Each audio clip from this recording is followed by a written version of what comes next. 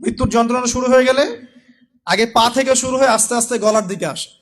হাদিসে যেমনটা এসেছে, সূরা ওয়াকিয়ার মধ্যেও আছে যে পায়ের দিক থেকে যন্ত্রণা শুরু হয়ে আস্তে আস্তে আস্তে আস্তে এই গলার দিকে আসে, এবং আত্মাটা গলার এখানে যখন চলে আসে, এখান থেকে মালাকুল মউত আত্মাটাকে নিয়ে চলে যান। এবং চোখ দিয়ে তাকিয়ে থাকে মানুষ। রুহটা চলে গেলে মানুষ চোখ দিয়ে তাকিয়ে থাকে, দেখবেন এই কারণে মৃত ব্যক্তি তাকিয়ে থাকে, চোখ খোলা থাকে। এবং তখন আসমান থেকে সিঁড়ি নামিয়ে দেওয়া হয়, ওই সিঁড়িতে করে আত্মা চলে যাচ্ছে, ও তাকিয়ে দেখে যে আত্মা চলে যাচ্ছে। এবং মানুষ মারা যাওয়ার পরে চোখ জীবিত থাকে অনেকক্ষণ। মেডিকেল সায়েন্স যারা পড়েছে তাদেরকে জিজ্ঞাসা করবেন, মানুষ ডেড হয়ে গেলেও চোখ দেখবেন আরো কয়েক ঘন্টা, হয়তো আরো নির্দিষ্ট একটা সময় পর্যন্ত চোখটা কিন্তু জীবিত থাকে। এই জন্যে চোখ বন্ধ করে দিতে হয়। যাই হোক, যেটা বলছিলাম যে মৌতের যন্ত্রণা শুরু হয়ে গেলে তওবা করে লাভ নাই, তওবার দরজা বন্ধ।